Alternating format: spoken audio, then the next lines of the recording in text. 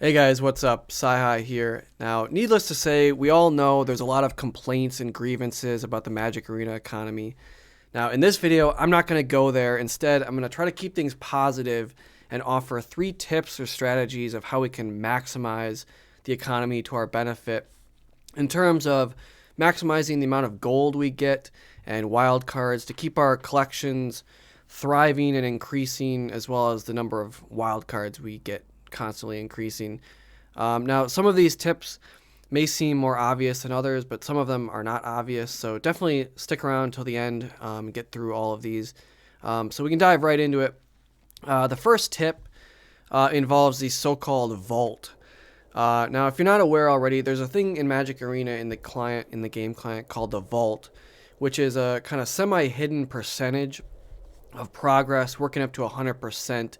Ultimately, when you get it to 100% or greater, you can open the vault and you get a kind of a random amount of rare and mythic wild cards.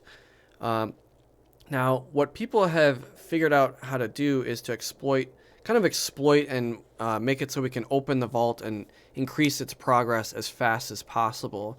And to increase the vault progress, what you have to do is collect and receive cards that you already have 4 of. These can be common or uncommons as well, and this will slowly increase your vault progress over time. Now, but what people have figured out how to do is to increase this as fast as possible. What they'll do is every time a new set comes out, people will put out importable deck lists of maybe like 100 cards.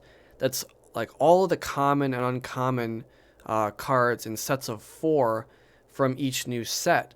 So you import this deck list as a deck in Magic Arena, and then you can quickly, just with a few clicks, you can craft all of those common and uncommon cards and increase your vault status when you actually open those cards naturally.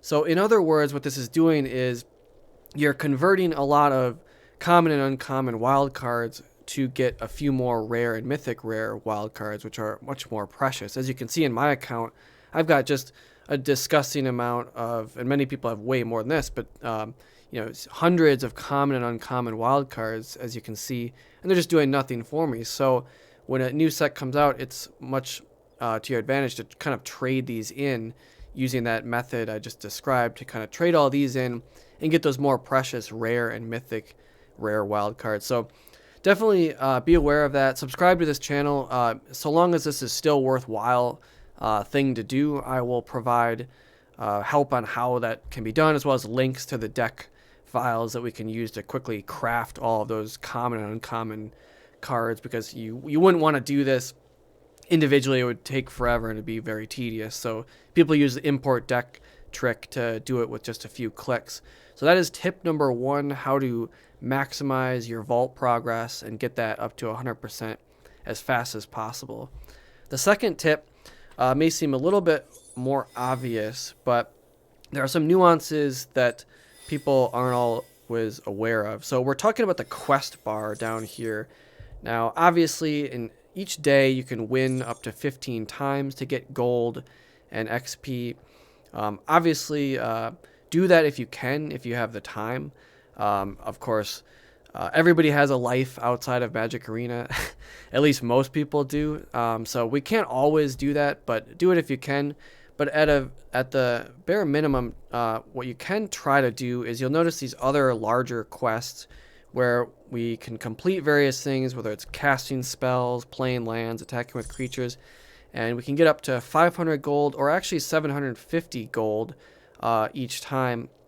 And you can only acquire up to 3 of these quests at a time, so you generally don't want to let these stack up. Again, if you have the time to complete these, you're just leaving gold on the table. If you do get 3 of these stacked up, then you're no longer receiving new quests. So complete those if you can. But one thing that not a lot of people realize, actually still to this day, is that these come in 500 gold or even up to 750 gold bonuses.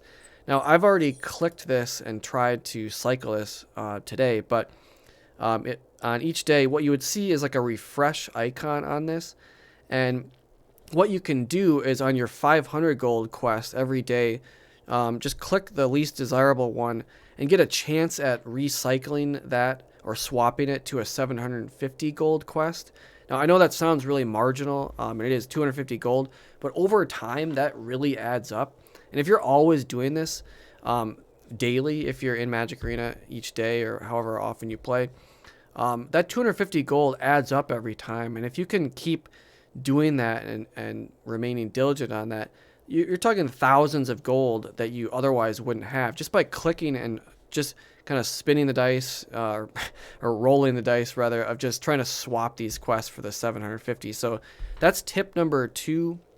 Obviously complete all these if you can, but at the very least just swap and always try to go for that 750 gold, because that's just an extra 250 gold that you're otherwise leaving on the table. So that's tip number 2, or strategy mindset number 2. Now the last tip or strategy, I have to talk about kind of best of 1 versus best of 3 games. And this goes for ranked or non-ranked, it doesn't matter. But now I'm not talking about what's strictly the better format, because obviously if we're just talking more like fun and variety, I think it's easy to argue best of 3 definitely is a more interesting format than best of 1, simply because there's sideboarding in between games, so that's more opportunity for variance in the match, more opportunity for skill and strategy and how you configure your sideboard, as well as what you swap in and out in certain matchups. So definitely best of 3 is the more interesting format. However, if we're talking strictly on economic terms and grinding and farming to get the most amount of gold possible, I would argue that best of 1 is better for that, in that you're cutting out the time it takes in between games, to where maybe you have someone that's just your opponent's taking up to the full 2 minutes or whatever it is to choose their sideboard, and that's just extra time where that's being wasted. Where in best of 1 you can just grind and get through a lot more wins a lot more quickly if you're just looking to knock out these quests and or your 15 win per day cap. So best of 1, in my opinion, is just strictly better for grinding and getting gold. Now we can also talk about formats. Now obviously standard is the most popular format and probably most accessible in terms of acquiring cards.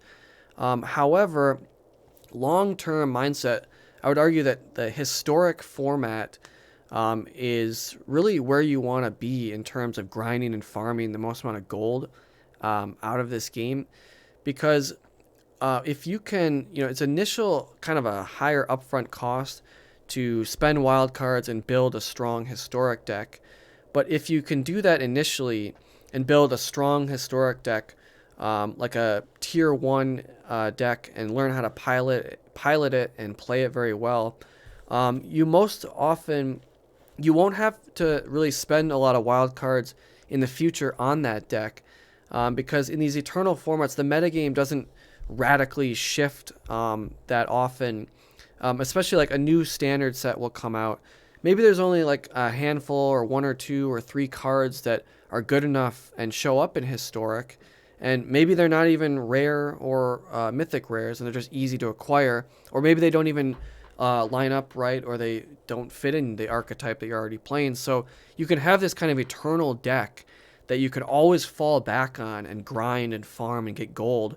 And you play it so much that almost all becomes muscle memory, and where you don't even have to think that hard anymore because you've played this deck so much, and you can just grind and get your daily wins that way.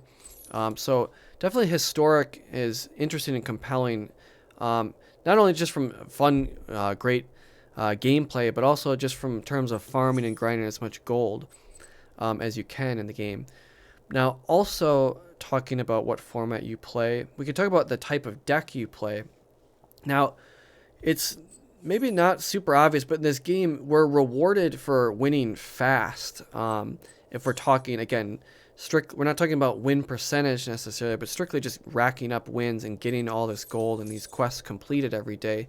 We're rewarded by having fast, decisive, powerful decks. For example, maybe you play white-blue Azorius Control in Historic. Very powerful, awesome deck for sure. Definitely tier 1 right now, at least when this video is recorded.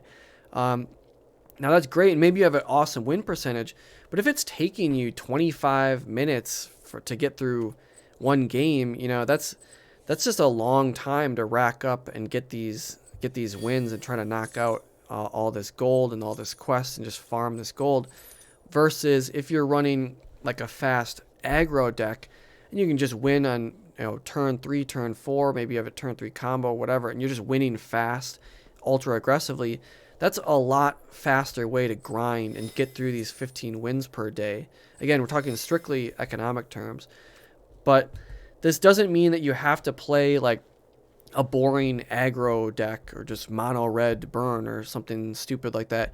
It could just mean you have a really decisive deck that either wins or loses quickly. Like maybe you have the 9 live Solemnity combo in Historic, and you might have some rough matchups, but you might also have some really good matchups where you nail the combo against another aggro deck and they just concede because there's nothing they can do. Maybe their deck's not configured to handle it. And again, in best of one, and you can just get really cheap, fast wins that way. So it's oftentimes not a lot of people talk about this, but we got to keep it real here, like, and just say, look, like, the game does reward you for winning fast in terms of at least gold. Now, so that's a whole nother story. We can talk about win percentage, and if you're climbing the ladder and trying to get as high rank and mythic as possible, that doesn't necessarily mean you want to play some decisive deck. You just want to play the deck you're best at and have the best win percentage. But again, if you're talking like ranked or non-ranked, just terms of grinding and farming as much gold, it definitely pays to have a very decisive deck that can win fast and quickly. So again, those are 3 tips and strategies that we can definitely use to kind of exploit and get as much gold as we can and as much wild cards as we can out of this game. And if we can do all these things, there's definitely grievances and complaints about the economy for sure. But the one thing this arena still has going for it, unlike Magic Online, there is no completely free option to play that also generates economy in the game. Sure, you can play Magic Online for free, but unlike Arena, you're not generating gold and wild cards and digital packs along the way. So it is still quite possible to play this game with spending very little money and play at the highest level of ranked mythic. So don't let anybody tell you that it's pay to win, because it really isn't. I mean, we can talk about alchemy, and that's another story, and there's a little bit kind of a pay to win aspect there with the amount of cards that they're releasing. But generally speaking, you can absolutely be high mythic and build an eternal historic deck, get really good at piloting it and winning fast, and you can be at the top of this game with spending little to no money or none at all. So definitely let me know what you think of these tips and strategies. Let me know if anything I missed, any other strategies that we can use to get the most amount of gold out of this game as we can, because it's all we're trying to do. In the end, we're just trying to have fun and play as inexpensively as possible, which matters more to some of us than others. But anyways, guys, I'm Sci-Hi. I hope you like these tips. Definitely like, subscribe, and share this for more content. And if you do play on the ladder, I always say good luck on it, and take care, guys. Peace.